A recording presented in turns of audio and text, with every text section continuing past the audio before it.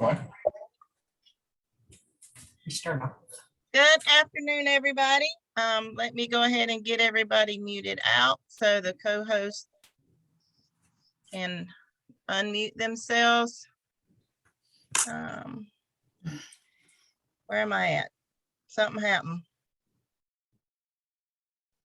Got it all for you. Go ahead, Sheila. There we go. So, welcome to Carnival on our Wine and Dine show for March 2022. We're going to do something a little different this month. Every week we are going to feature an international holiday or event, and we're going to have a food made with that. So this week we are featuring Carnival, Rio de Janeiro. And it is going to be amazing. We have some great cooks that's coming on tonight. For our appetizer, we have Miss Dina Harden, and let me make sure I get this pulled up right. She is going to be cooking us some roasted baby peppers with stuffed feta.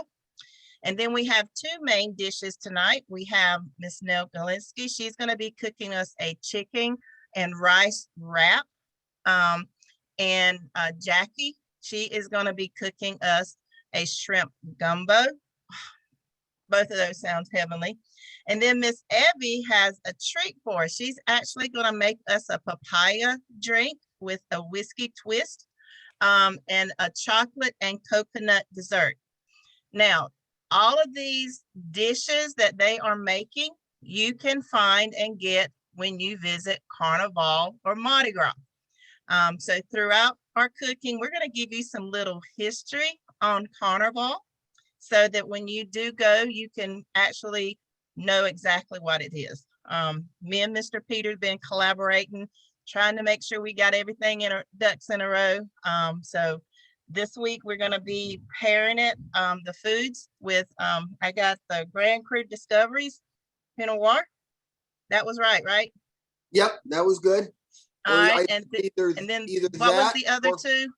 The second suggestion was the Parables in White, our Chenin Blanc Viognier blend, which is what I'm drinking tonight, or our Pinot Grigio. For a lot of these foods, they need that light, bright taste in a wine to go with a lot of this food. So that's why I said go there. All right. So, Miss Dina Harding, we are going to get started with you. So if you want to unmute. Well, wait a minute. Yes, our toast. Where is our illustrious leader? Is he here? I was talking to him an hour ago, so he should be around. Oh, I'm here, but I'm waiting for some wine. But I'm going to help do the toast, but I don't have a wine glass. So Peter, I'm going to need you to do that for me. Okay, got you. All right. I promise you I'll be having wine in my hand momentarily, but the kids are running around downstairs, and we had a birthday party for our graphics guy, Gavin. So I just, happy birthday. I'll let him know. So first of all, Sheila, I love what you're doing. And I actually want to participate in the dress. So give me a heads up as we do this. This is awesome fun. So every time it's this time of the year, Mardi Gras is going on right now. I kind of feel like we should be there, just I know, right? Enjoying it. Okay, so a toast to creativity. You've earned it, Sheila. So cheers to everybody. I'll be on with wine here shortly to enjoy with you guys. Sean, I love that. We've elevated to the gallons. This is awesome. All right, carry on. All righty. Cheers. Cheers. Cheers. Perfect. All right, Miss Dina, what you got for us over there? Well, thank you. I am cooking roasted baby peppers stuffed with feta. And all I did, I got me a camera that will work this time. I took these little baby peppers, bell peppers, sweet peppers, cut them in half, and you put them cut side down. Okay. And then I'm going to make a stuffing combination of a half a cup of crumbled feta, 2 tablespoons of minced red onion, 2 teaspoons of extra virgin olive oil, 2 teaspoons of red wine vinegar, and 1 teaspoon of dried oregano. And I'll be mixing the feta stuffing. I'm going to set it aside. And then I already cut the peppers, but I'm going to bake them cut side down, drizzle them lightly with EVOO and salt, and broil them for 4 to 5 minutes until the peppers are blistered. Take them out and then let them cool a little bit so I can stuff the cheese inside. They're going to be yummy. Perfect. And Perfect. I chose the Pat Paulson Sauvignon Blanc. I found in a box that I had tucked away, and I think this one will really help the feta cheese, bring out the flavors of that feta cheese. Oh yeah, that should be a great choice, that one. Well, yeah, because it'll handle the vegetal qualities. Good. Yeah. All right, so Miss Nell, let's see what you got for us tonight. All right. I think you're muted. There you are. There you go. Okay. What I'm doing is it's a 1-pot chicken and rice dish. And carnival foods are things that you want to do handheld because you're going to be walking with them. So I went online and I looked and I found a recipe for a turkey and rice wrap. And I figured that, well, turkey, chicken, who has turkey in the middle of March? Well, it was leftover turkey. So I thought this would be perfect. So this is a 1-pot dish and my husband keeps eating it. So it's got to be good. It's really fast. It only takes 25 minutes or 35 minutes to make. It's 4 boneless chicken breasts, olive oil with Cajun seasoning. It smells good when you're making it, and it's really quick, and we'll put it in a wrap, and when we come back, I'll show you how it looks. Perfect. All right, Miss Jackie Duhan, she is doing our shrimp gumbo. If you are in the South, anywhere past the Mason-Dixon, you're going to have some type of gumbo. Well, thank you for having me, Sheila. There you go. I was just fussing, I'm the Mardi Gras lady, right? Now I couldn't find the box of beads. I couldn't find my mask. I couldn't find anything, but I did cook the gumbo. Y'all, back at home during this time of the year, it's crawfish season. All right. A hot pot of gumbo, red beans and rice, jambalaya. It's all happening in the families, right? So when Sheila asked me to cook, I looked and I thought, well, what would be a good, oh God, Sheila, I lost you. You're there. You just cut your camera off. Okay, I'm so sorry. It's okay. Leave it to me. But anyway, I'm not going to touch nothing. Am There I you back? go. We're back. There you go. You're back. Okay. Yep. So I thought, what is a good traditional dish during Mardi Gras and during really the spring? It's cold in Louisiana this time of year. So I decided to make a seafood gumbo. And if you guys saw my post for my wine unboxing, I actually started this yesterday because there's no way that I could have made this tonight. So basically, this is known as a poor man's stew. You can really put anything in it, and black pepper is your key, right? So the way that it starts is with the Trinity, and the Trinity is celery, bell pepper, and onion. I always put a little garlic because I have to have garlic and everything. But you take that and you kind of sweat it out in an iron skillet, and then you make your roux. And guys, over the years, I can't tell you how many times I have burned roux, but I have gotten pretty good at it. But it is flour and oil mixed with that sweated vegetable, and you got to stir and stir and stir, because if you scorch it, trust me, you're gonna move out your house for a week. But Yes. so last night, I did all of that, and I put my gumbo together, right? So I have all that boiling. It's been simmering all day, because the longer you cook this stuff, the better it is, because the flavors mesh together. This has lump crab meat in it, and all the fixings. And then I did say the wild caught Gulf shrimp to put in for the seasoning. And Sheila, it's going to take me 10 or 15 minutes because shrimp cook really quickly and you don't want it to get gummy. And then back home, we have what's called Rising's French bread. And it is the best French bread you ever have. Can't get it in Dallas. So I'm going to go with a Texas garlic toast, which will be fabulous with the dish. And that's what we're going to pair with my Pinot Grigio tonight. Okay, perfect. So we'll see you in a few minutes. All right, so Miss Evie, you're going to tell us about your dessert that you're going to prepare for us. And then we're going to go in a little bit of trivia about Carnival. Hola, ¿qué tal? Anyway, I am going to start tonight with the drink. It's a papaya drink. It's something that was popular in the 90s, and it's kind of been replaced, but still it's very popular. And it's papaya and vanilla ice cream. And then you top it off. I am going to top mine off with the parables in white. Oops, Nice.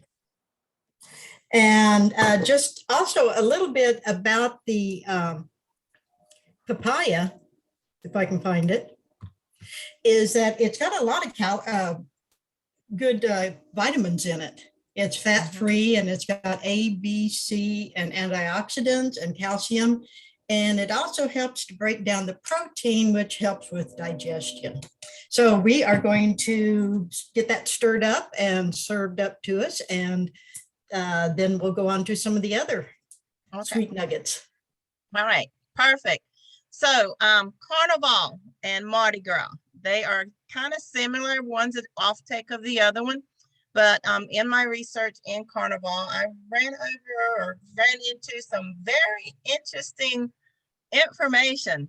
In the early, let me get my page pulled up because I don't want to misquote. In the early 1600s, the natives that were in Brazil, they kind of raised grapes. And at the end of the harvest, they would have a big celebration in honor of the wine god, Dionysus. So Carnival started with the natives celebrating wine. Did y'all know that? They did. So what's that Roy's always saying? All roads lead to wine. So here's one of the biggest well-known celebrations in the world, and it has its roots in wine.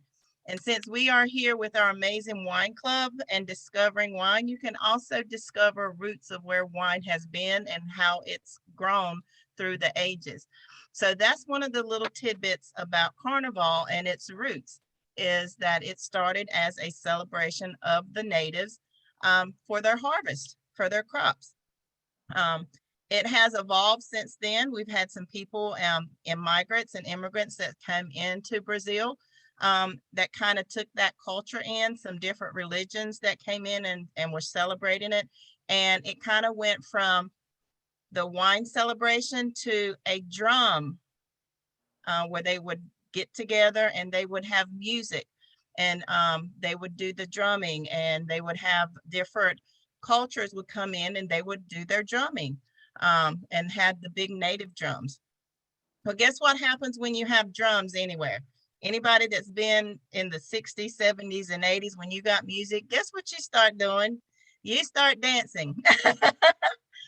So eventually what happened was these cultures started creating dance along with the drums. So the samba was created. So then all of a sudden you have all these different provinces would meet a certain time of the year and compete with their samba classes, their classrooms. So you know how we have a graduation? Well, their graduation was a competition of who was the best samba class. So that's where Mardi Gras is today.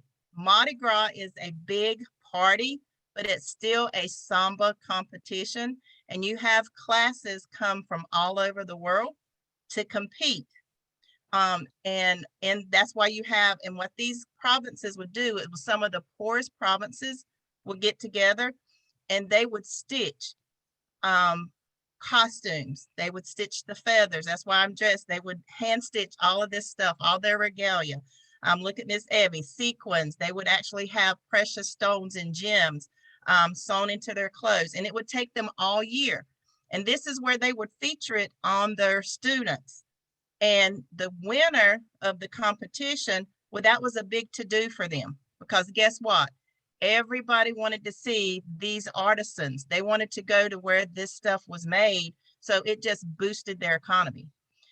So just a little bit about Carnival. So now when you go, it's fun. Did you know that at any point in time when Carnival starts to the time it ends, according to statistics, there's over 2 million people at any given time on the streets in Brazil, from sunup to sundown. Also, another fun fact is you can go to any province in Brazil, there's over 600 of them, and find a block party at any time of the night. So when they say it's a 2-week party, it's a 2-week party. And the number one consumed beverage as of right now is beer, but wine is a close second. And then water. Can you believe it? I wonder why they need water. Okay. They did build a big football-sized stadium to house the competition. So you would actually now, if you wanted to see the competition and the judging, you would purchase the ticket and go sit into the arena and watch the competitions, watch the parades come in. And they've been doing that for the last few years. Well, now they've discovered people are not engaging like they used to. They don't have that fun camaraderie because the people are sitting in the bleachers instead of intermingling with the dancers. So now they're trying to get regulations to back off a little bit so they can start having it back in the street, because they took it off the street because, you know, what happens when you get a bunch of people together that's got a little bit of alcohol and, you know, some fun, things get a little out of hand. So they're trying to get that back in the street, because technically Carnival is literally a big street party. And so they're trying to get the dancers back in. So just a little trivia, a little side note. So when you do go to Carnival or Mardi Gras, you know what to expect. You're going to have lots of fun food. Like Nell said, everything's going to be in your hand. You're going to be walking down the street with one hand with a glass and the other hand's going to have something to munch on. You're going to have beads, you're going to have feathers, you're going to have accessories, jewelry, everything. You're going to have sequins. You're going to be blinged out everywhere. You're never going to meet a stranger, I promise you.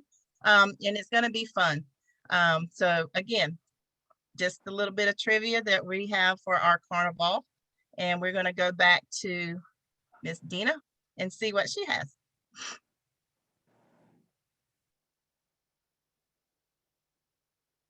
Okay, I just took it out of the oven. Hold on, I'll burn myself. And I got a good blister on most of them. You want to kind of burn them a little bit, and it just brings out the flavor of the pepper. So now I literally have to let them cool down so I can handle them and stuff the cheese inside. Yeah, So, and you can roast those peppers anywhere. They're great on a grill in the summer when you're Right. And if you're really in a pinch and you have a gas stove, you can hold one of them at a time right over the flame. yeah, like eating candy. Oh, those are the I best. I love those. Yeah, I peppers. love those peppers. I keep a bag of them all the time. I dip them in my tzatziki sauce all the time. And I love that you're using feta. You know, anytime you use feta, you make me happy. So. Oh, good. All right, so Miss Nell, what you got for us over there? Well, my husband loves this. I was And gonna say, do we have any left? well, not much. But I did put it into a wrap. And I forgot to tell you that we're using Paul Newman's salsa, pineapple salsa. I love all of Paul Newman's products because 100% of the profits go to charity. So I do buy a lot of Paul Newman stuff, but this salsa, pineapple salsa, this first time I bought this is really good. And this is the first time I've made this recipe, and this is really, really, really good. I mean, he has not stopped eating it since we started this program. Well, at least a break for a sip of wine in between. There you go. Well, yeah, he's drinking the wine too. So what do you think of it, Joe? Tell them. I think it's really terrific. How's it with the wine? Oh, hand in hand. Hand in hand. One hand. Let me- He doesn't do the wrap, but he's just eating it right off the plate. But yeah, I'm gonna do the taco or the wrap with it. Okay.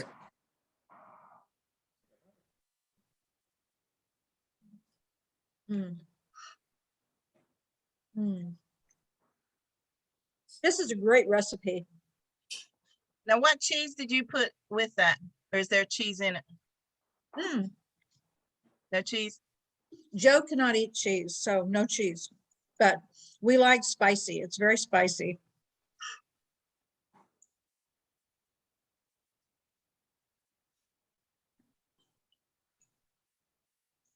And he's right, it goes hand in hand.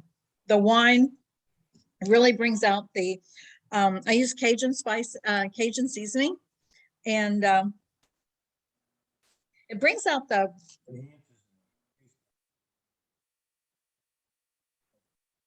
it really enhances the flavors in the wine. I think I could taste, yeah, I think I could taste the pear and the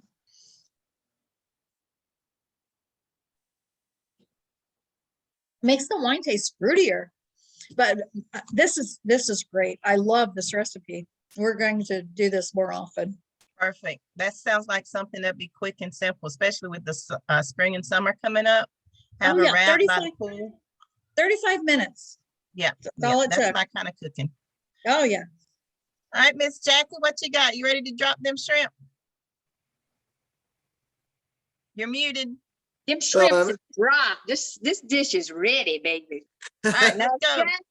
yes. Okay, so Now, I don't know if you- Jackie, as a genuine Southerner, I know that you're going to be able to tell us more about Mardi Gras in the South in New Orleans than anyone else here. absolutely. So, growing up, we went to Mardi Gras since I was knee high to a grasshopper. It's changed over the years, but there's a lot of tradition with Mardi Gras. People think, just to Sheila's point, it is a huge party in the street, but there's a lot of tradition behind it. There are centuries of families, the crew of Zulu, Endymion, Bacchus, Rex. If you look at the history of every one of those crews, it goes back for years and years. And the people that are the kings and the queens and the court and all of that and the balls that go on all year long are very traditional. You don't just get in one of those crews. You don't just ride in one of those parades, okay? That's handed down. People have what they call slots for the floats, right? And so they hand those down, and that does not, it comes with a hefty price tag to ride on those floats. For instance, Endymion rolls on Saturday night after Tux.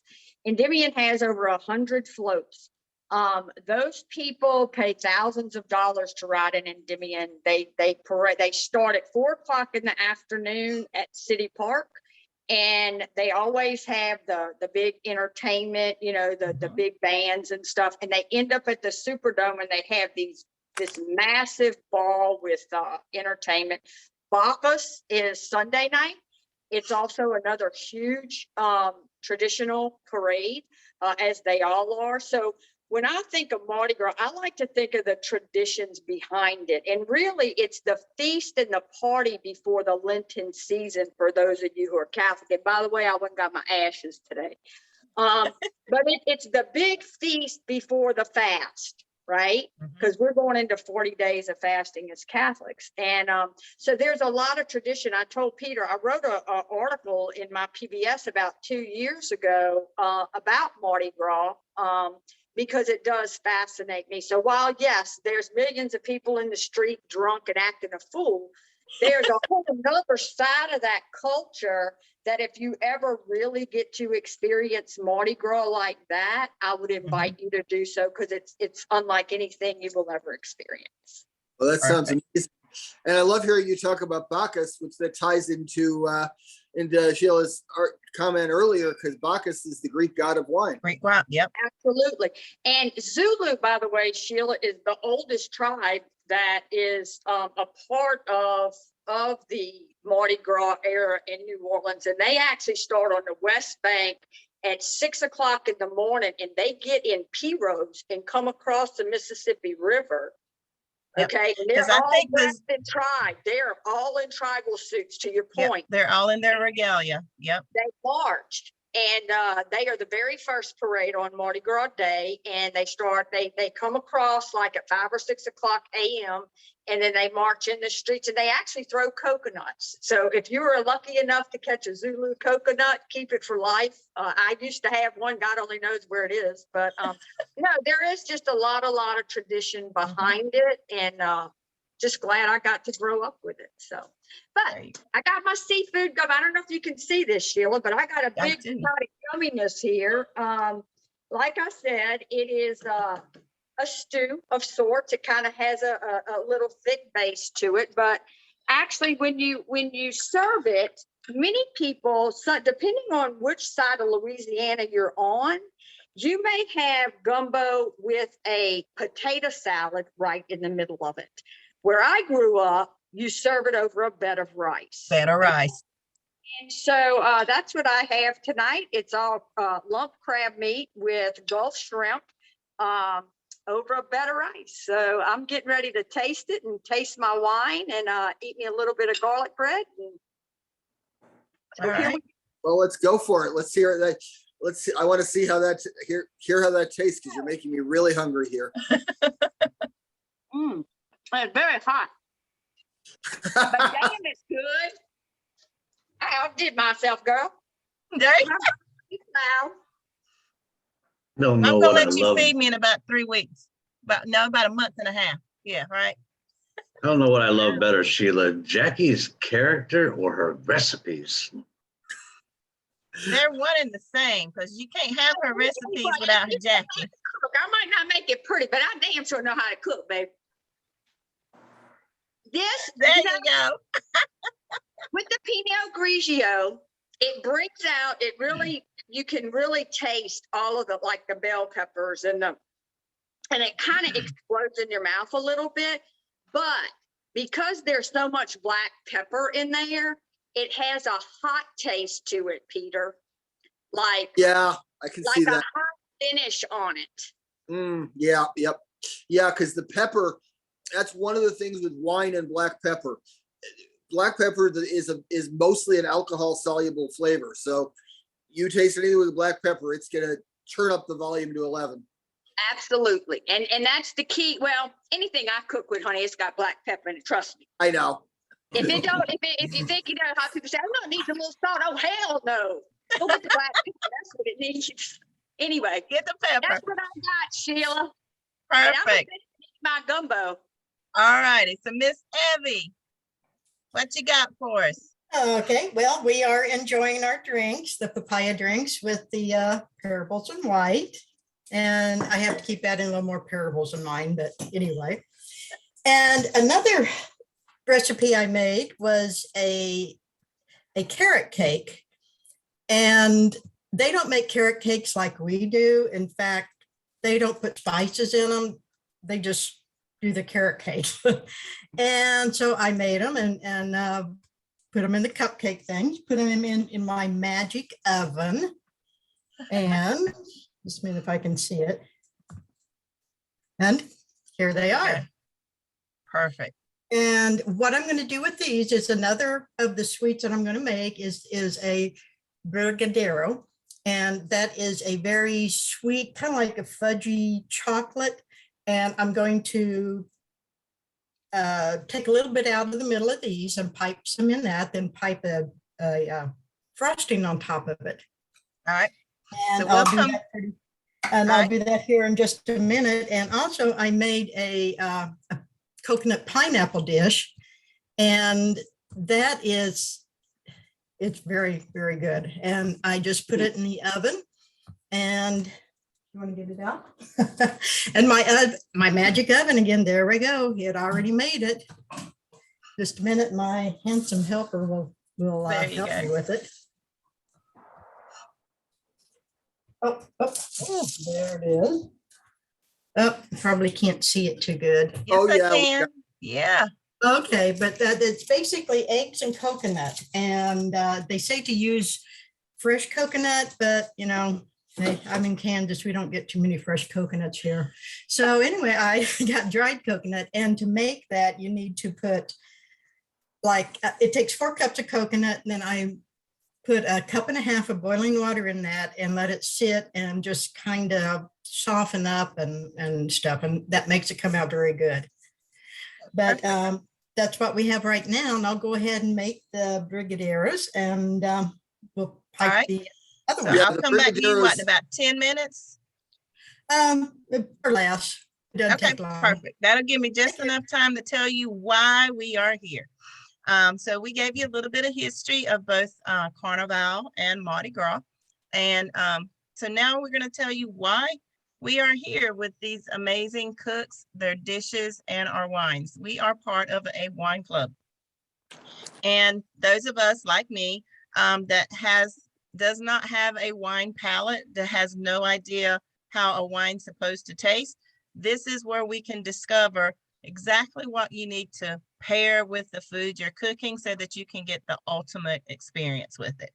Also, in this Wine Discoveries Club, that's what I call it, is you have the option to order, you know, or get a mixed box. If you are accustomed to drinking all reds, then maybe get some whites to try, because I promise you, if you try our whites, that's a little bit different than what you're going to get in the grocery store, you might find a white that you really enjoy. It's not going to be the mass-produced wines that you find at your local supermarket or your local winery or wine store down the street. These are made by top-notch sommeliers. They are bottled when they are ready. They're not bottled just to produce so that we can sell. They are bottled when they're ready to sell, and they have amazing flavors and taste. As you can see in here, we are doing the ones that actually pair well with the foods that are cooked today. And you can have that experience. You can come in as a customer for as little as, you know, $100. You get 4 amazing bottles of wine. If you prefer to get all reds, then you can get all reds. You can come in also if you want to make this as a business experience. We have that option available too. The most amazing part is no matter where you come in, if you refer 3 people or even 1, you have the amazing ability to get your wine for free. And I've been told free wine tastes better. So, Dina's shaking her head. Yes, free wine tastes better. So it is just a great way, you know, if you're not real sure, come in, try it for a month. Give us your honest opinion about what the wines are. The other thing about it is once the wine's gone, it's gone. You can only get our wines through one of our representatives. And we will be more than happy to introduce you to our wine club. So again, it's just been amazing. I'm going to be here all month hosting, and we are doing a theme. It's international foods or international holidays, unknown holidays. We did a big one this week. So for those of you that want to dress accordingly, next week we are having the Night of the Witch. Okay. And a lot of you are thinking it's, you know, scary, spooky. Google it, Night of the Witch. It is not what you think, but you can still dress. I'm still going to dress. So if you want to do your green face, you can do a warlock. You can come in as a shaman. You can come in as your high priestess. You can come in as yourself. You know, you can come in as a Wicca if you want to, or you can be the just traditional pointy hat, green face. However, if that's the way you want to be that day, come in on your broom, as my husband can say sometimes. It'll be all right. So it's like I said, we have an amazing club here. We have some amazing people. We're not professionals by any means. So we'll have some glitches here and there, but we are just here to have fun, share our knowledge with us. Mr. Peter is just a font of knowledge. So is Rory. We have Mr. Now here. Shane or Sean, wherever he's at, I know he's here somewhere, is also amazing with some knowledge. And we will always have tidbits for you so that you will know how to experience your wines. And when you have guests over, you'll look like the amazing sommelier yourself, just by dropping a few things that you learned from our show. So I thank you for coming. We're going to check with Miss Evie over there. It looks like she's dipping some stuff. Mr. Peter, you got anything to say while she's finishing that up for us? Yeah, I mean, let's talk a little first about the wine that we're featuring tonight, which is one we haven't sent out in a while, but we're going to be sending out a new vintage of it real soon, is our Parables in White. It's a Chenin Blanc Viognier blend, which is a little unusual, but it makes a wonderful, just refreshing spring summer wine. It's not too acidic, not too heavy, not too full bodied. So it can pair with a lot of these foods, all the, belt with the peppers and the feta cheese and the spicy chicken wraps and the gumbo. It can handle just about anything. And I mean, no one's ever going to be disappointed getting this. I mean, this is one, I have an older vintage here I'm drinking, but you get this wonderful grapefruit right off the bat. And then it's just this nice, you get this vanilla, you get a little bit of like Meyer lemon, and then it finishes with this nice toasty finish. It's a great experience. You just this is one I can go through bottles of this way too easy. Just, if I were inclined to drink with a straw, I'd just put a straw in the bottle and I'd be, but I love the Brazilian theme, and we've had some hints of Brazilian food, and especially what we're going to get with the dessert, that Brazilian fudge is like one of the signature things of Carnival. Yep, it is. Not as much Carnival, but Brazilian restaurants are pretty common around this country. I don't know if anyone's ever been to one. It's an interesting experience. Brazilians love their meat. A Brazilian steakhouse. I'm not going to try to pronounce the Portuguese name of it. It's long and makes my tongue and doesn't do nice things with my tongue, but it's an interesting experience. They don't season their food very heavily. They just salt and pepper and stick it over fire and put it on a skewer. That's about all they do. And you will go to one of these restaurants, you'll sit down and you get a little confused. You don't order food. You're handed this little disc that's red on one side and green on the other. And whenever it's up, whenever green is up, they will just keep bringing you food until you turn it over to red, and then they'll stop. So once you've had enough, you want some more? Okay, turn it back to green. And you can eat way too much. They also have the best salad bars you'll ever have, with all kinds of exotic different salads, and like the potato salad that Jackie mentioned earlier. All kinds of crazy and interesting salads will go with it. It's a fun experience, and it's a great way to start with a Caipirinha and then go into a bottle of wine. There you go. All right, Miss Dina, let's look at those peppers. Oh, Look at that. that looks delicious. So let me just try one for you. I call it finger food. That's because it looks like little fingers. I know. Sorry, my camera fell. Oh, that's yummy. So I sprinkled extra oregano on top of the feta cheese. And we all know that just helps bring out more flavor. But the flavor of the peppers are a bit earthy, and the flavor of the feta. Let me see.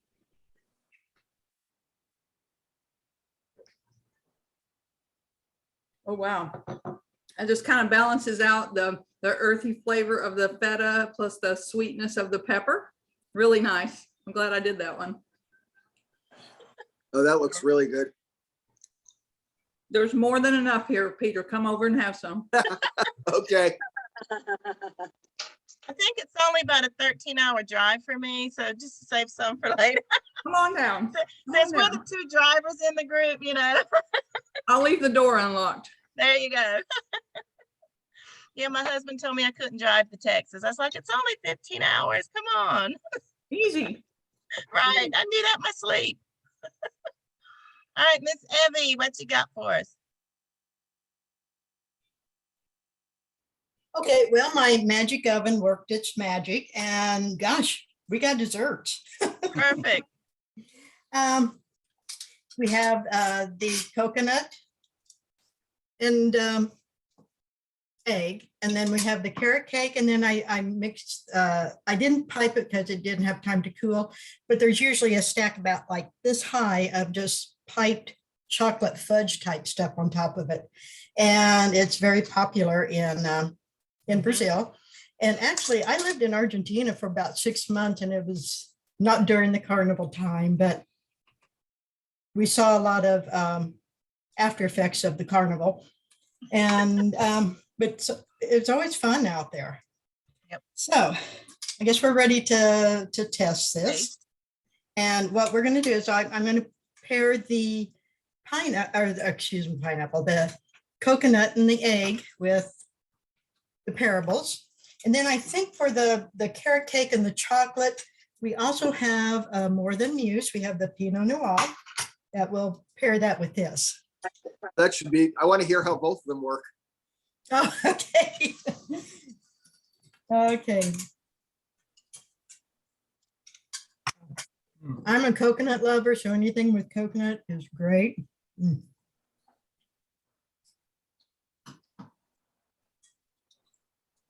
Wow, that's really good. It's already kind of a sweet dessert, and it brings out even more sweetness in it. And you know, I needed a second opinion. I need a third opinion. But yeah, that's really, I think it probably does go best with the white versus the reds. Okay, then for the, oh, we need a glass. No, honey. Might get those. We need to get a glass for the red.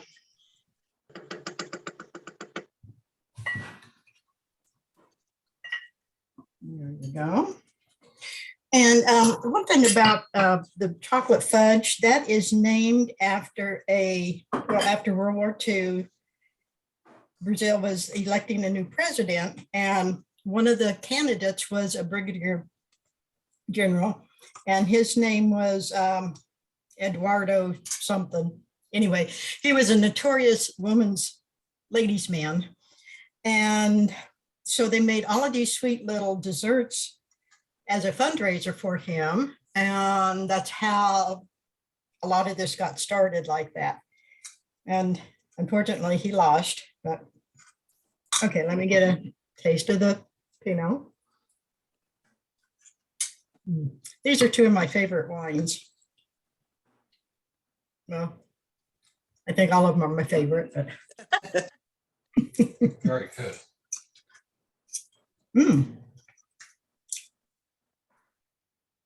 Yeah, that's really good. I'm not sure how to describe how it tastes, because our carrot cake that we make is nothing like the carrot cake that they make. They don't put spices, they don't put cinnamon, they don't put a lot of stuff in it. And their carrot cake is very tasty, but it's not like ours. And the chocolate fudge, it just kind of brings out a lot of the creaminess and the chocolate flavor. It's made with condensed milk, cocoa, and butter. And all of their recipes, you use butter, you don't use margarine, or a lot of times they don't come out too well. But yeah, this is fantastic. It says that the coconut dessert that you made sounds like the brigadeiros. Did I say that right? The brigadeiro? That's the chocolate. Yeah. Yeah, okay. It Yep, says that it's made with coconut, cream, butter, and cream, I think is what it said. Because I had some of the foods on there. And the one food that we all have a machine for, we didn't make, are churros. That's one of the good things, one of the things. I was waiting for a churro. I knew y'all Like, had who's gonna machines. bring out the churros? Well, we got Mexican night coming up. Yeah, Yep, we can bring that from next Mexico. time. So everybody loved the wines. I want to just thank everybody for coming out, for participating. And we will be back here next week. Same back time, same back channel. Except we're going to be witches and warlocks and Wiccans. If you want to participate, I will be sending out as soon as I get with Mr. Peter and all those that are cooking. Send me what you're going to cook so we can get the right pairing set out. And we will be sending that out so everybody can do their toast with their preferred wine. Again, thank you. We're just here to have fun. If you want to participate, if you want to try the wines, get with the person that invited you here. They will know exactly what to do to get you the hookup for these amazing wines. Again, thank y'all, and I appreciate you for coming out. Well, thank you. Sheila. Thank you.